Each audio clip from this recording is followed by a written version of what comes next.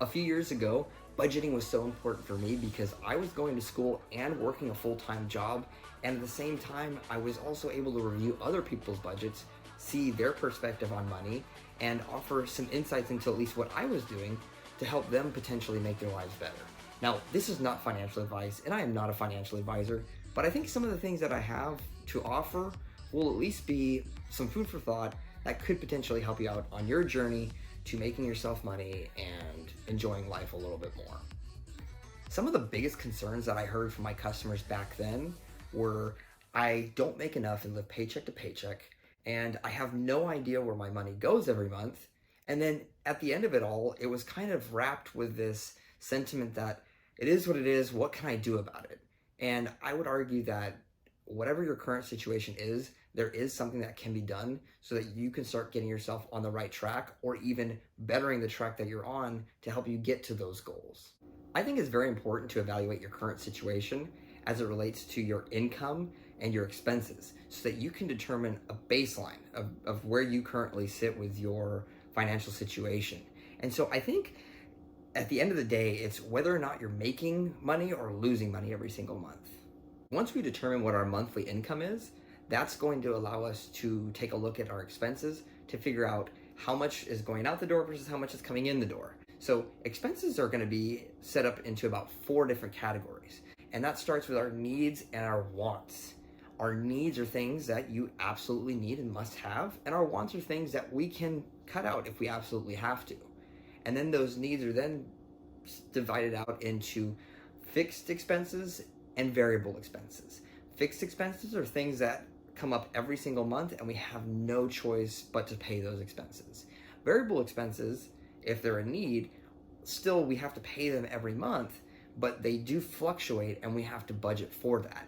So fixed expenses are things like rent or mortgage, housing payments, car insurance, phone bills, loans that you have out, childcare if you have kids.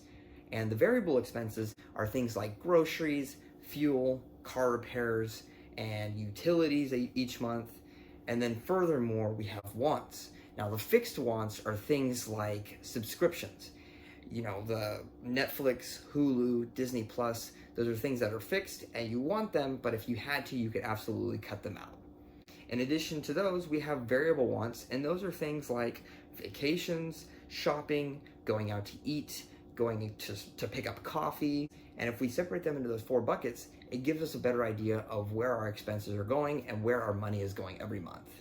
If we take a look at that income calculator that I put down in the description, and we had a person who was making about $50,000 a year or $25 an hour working a full-time 40-hour week job, that comes out to about $4,166 per month before any taxes come out.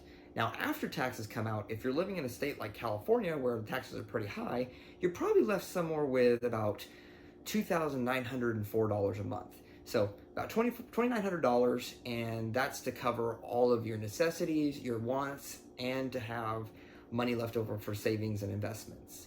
Now, there's this rule that's out there called the 50-30-20 rule.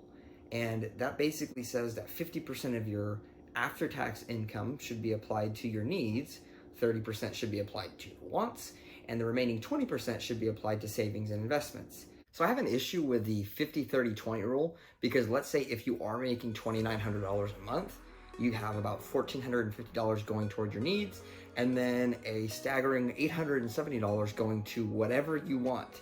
And in my opinion, $870 is just an exorbitant amount of money to just go to your wants, and it's, I guess, promoting a very lavish lifestyle that you probably don't necessarily need. And then if you're only leaving that remaining 20% for saving and investments, it doesn't leave you with much for the future. So instead, I think it's most important to try to minimize your needs to as little as you possibly can, maximize the amount of savings that you can put away and investments you can put away, and focus on that approach, because when you start making more money in the future, you can keep those expenses fixed, and then your profit, or the amount of money that you make and keep, just becomes greater and greater and greater over time. One of the greatest tools that I've had for budgeting was mint.com. Now, mint.com is great because it allows you to track your expenses. So like credit cards, you can track your income by linking up all your bank accounts. You can track your investment accounts by keying them in as well too. You can track loan payments, any bills that you have coming up. If you have savings goals, you can put that in there. And so it's not perfect, but it does a great job of giving you a pretty large overview of what your situation looks like. And it's fairly customizable, and it's just extremely simple to use. So I'd highly recommend using that, especially because it's free. Setting up an emergency fund is an absolute necessity, because if in the unfortunate situation or a pandemic, you were to lose your job, then 3 months would probably be the absolute minimum that you can get away with.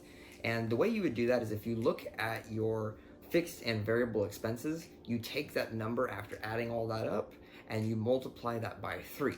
That'll give you at least 3 months. And the logic behind that is, if let's say you lose your job today, you have a couple weeks to kind of reorient yourself and get it back together. And then hopefully you can find a job within a month or so, and maybe it takes you 2 to 3 weeks to go through their vetting process, and then probably another 3 weeks to a month or so to get your first paycheck. Now that would be basically exhausting all of your emergency fund, but my recommendation is typically to have a minimum of 6 months. And reason being is, if during your time of unemployment, if that were to unfortunately happen, you would also be able to have money for emergencies that came up during that time period, so that you don't have to take on any debt that you don't need. I'd recommend putting your expenses on credit cards, and the reason being is because it doesn't allow the bad guys a direct access to your account. Debit cards allow direct access to your money in your bank account. Credit cards create a buffer, so they're taking the bank's money and not yours directly. If there's any issues, you call the bank, they refund you any money, and in addition to that, it allows you 30 days with which you have time to then pay your bill. So it keeps the money in your account longer, which is better for you anyway. And then in addition to that, I would caution you and say, do not spend any money on your credit cards that you don't already have in your bank account. So at the end of every single month, make sure you pay it off and never carry a balance on the credit card.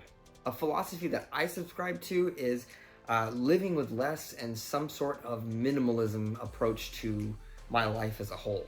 I live in a place that's very small. I don't have much furniture. I have very few belongings. And the reason for that is because I don't need much more than that.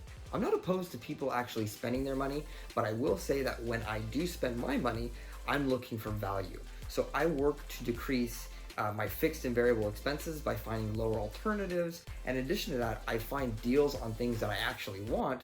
So staying on budget can be kind of hard. The one way you can make sure that you stay on your budget is setting 2 dates out of the month, so be it the 1st and the 15th or whatever dates you set, to actually look through your expenses and making sure they're lining up with what your goals were, and then your savings and making sure that all your savings are being accounted for. But I think it's important to do that also so that you make sure you don't miss any bills. So work on creating goals for yourself in terms of income and savings. And in addition to all of this, I would hope that you can take your fixed and variable needs and reduce those to a specific dollar amount per month by negotiating your rents, negotiating your insurance, negotiating your whatever else you have to negotiate, and then focus on your wants and only allow yourself a specific dollar amount per month until you find a time when you're more comfortable splurging on yourself. But just keep in mind, this is an area where you can reduce a lot of your expenses. And then that'll leave you more money for savings and investments, which will help you take more control of your life. And as a side note, it's still very important to have your emergency fund built up. I'd say probably focus on this before anything else while maintaining your regular lifestyle of the necessities. I hope you enjoyed watching this. I hope it brought some kind of value to you. And if you wanted to watch another video that discussed how I go about saving money on rent, I included that down in the description for you to watch. Thank you again, take care, and please subscribe and like the video because that helps me out a lot.